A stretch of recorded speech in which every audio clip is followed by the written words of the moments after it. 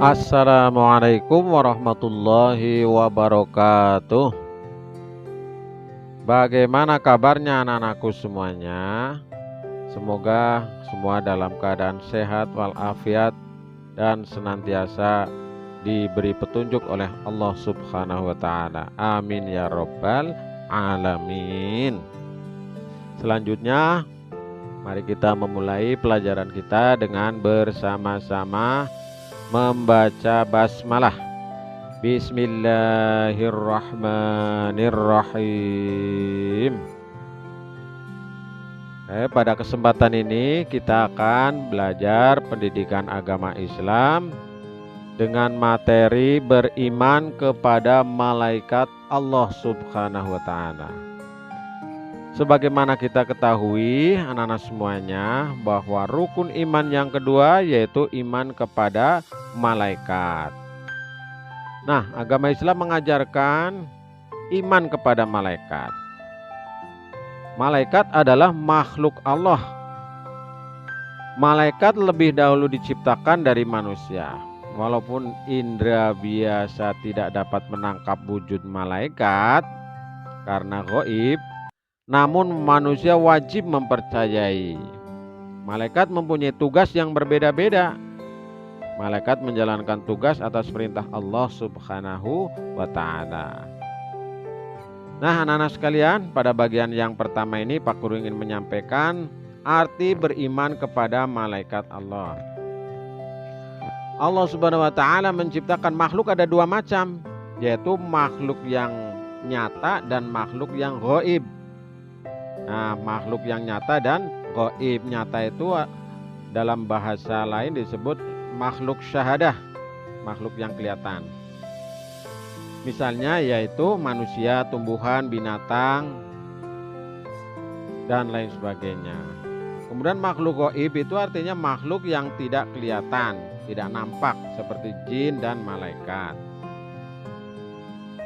Karena gaib itu artinya segala sesuatu yang diyakini keberadaannya tetapi tidak nampak atau tidak terlihat oleh mata dan tidak dapat ditangkap oleh panca indera. Nah, itu keterangannya ya.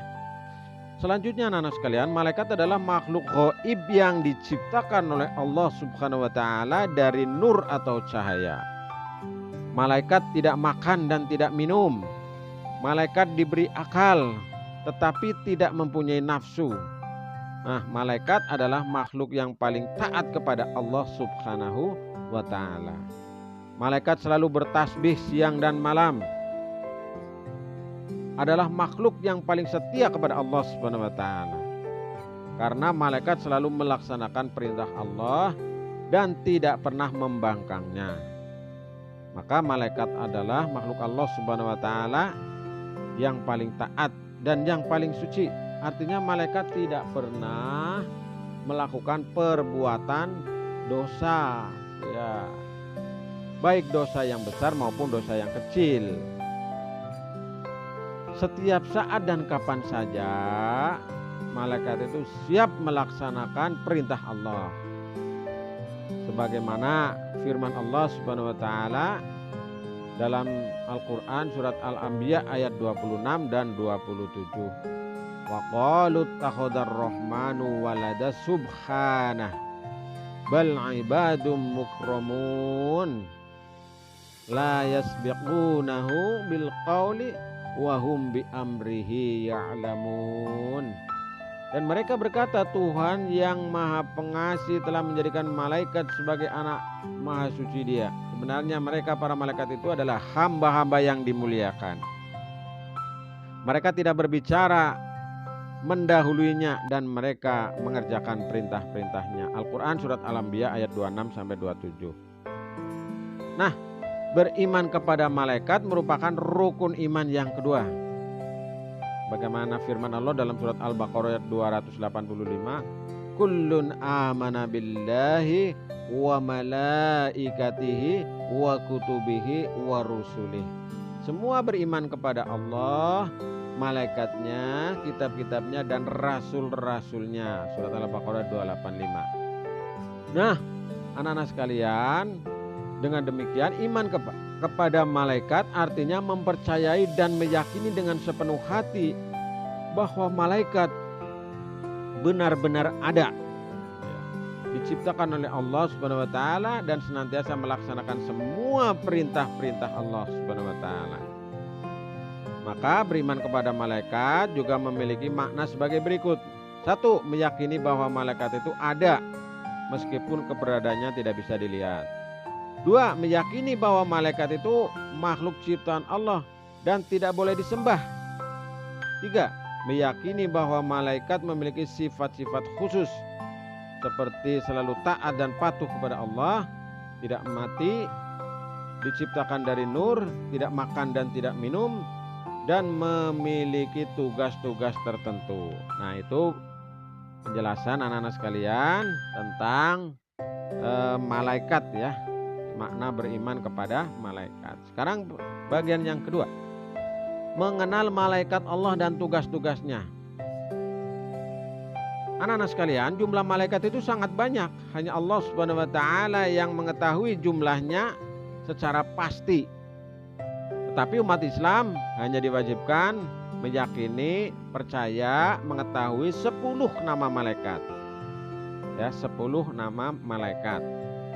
Masing-masing malaikat memiliki tugas yang diberikan Allah untuk dilaksanakan. Nah, secara umum tugas malaikat dapat dijelaskan sebagai berikut. 1. Mencatat dan mengawasi seluruh perbuatan manusia. 2. Menyampaikan wahyu dari Allah kepada nabi dan rasul. 3. Memintakan ampunan kepada Allah Subhanahu wa taala yang bertobat dan taat beribadah. 4. Menyampaikan azab bagi orang-orang yang zalim dan kufur. Serta yang kelima, bertasbih dan berzikir sepanjang waktu.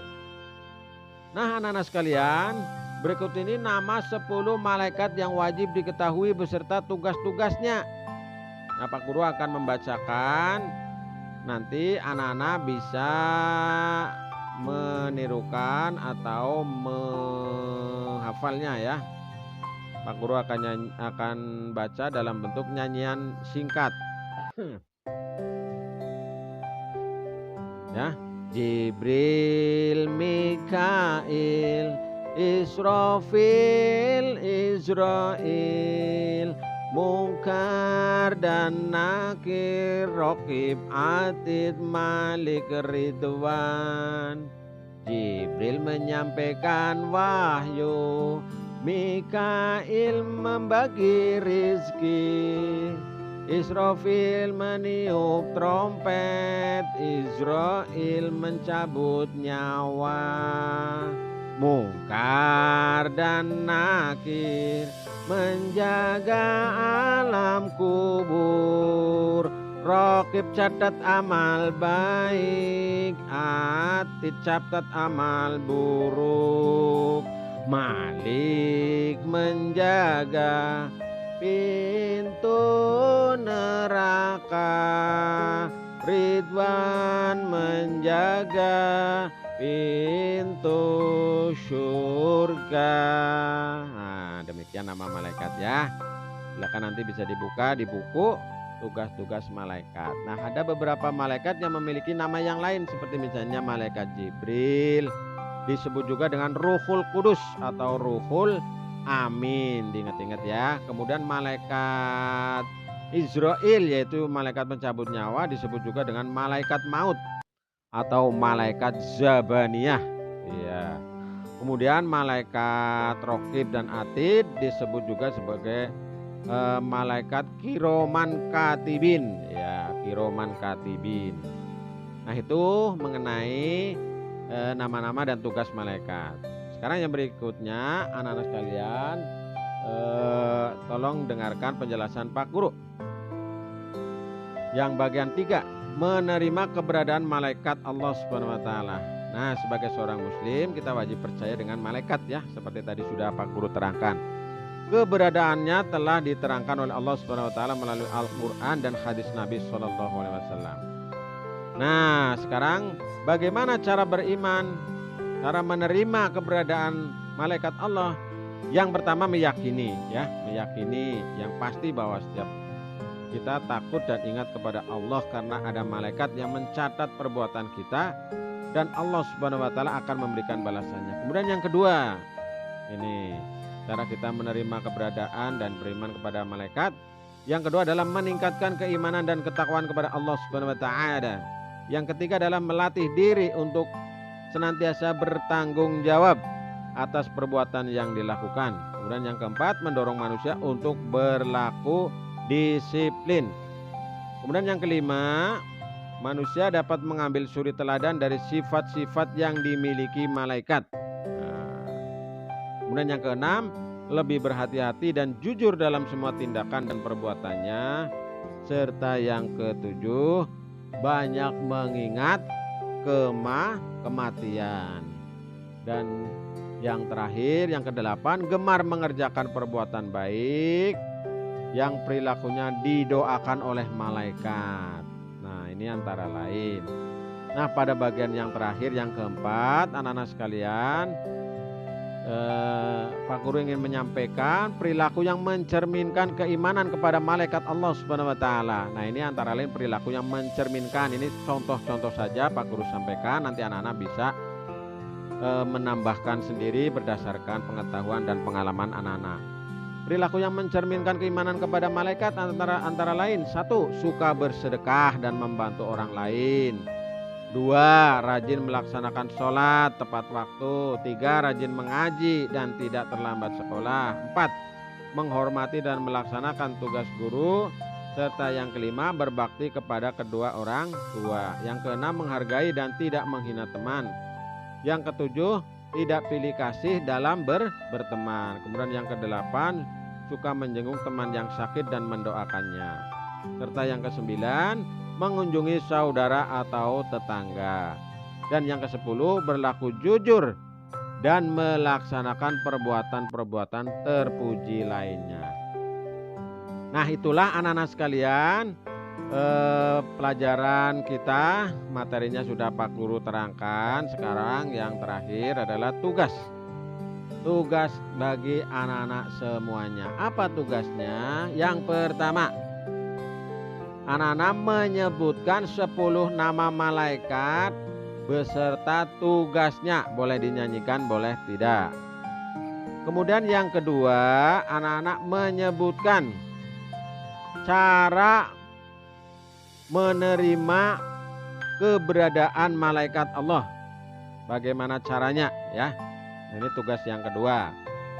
Kemudian tugas yang ketiga, anak-anak sekalian, adalah menyebutkan perilaku yang mencerminkan keimanan kepada malaikat Allah Subhanahu wa taala. Nah, itulah 3 tugas dari Pak Guru.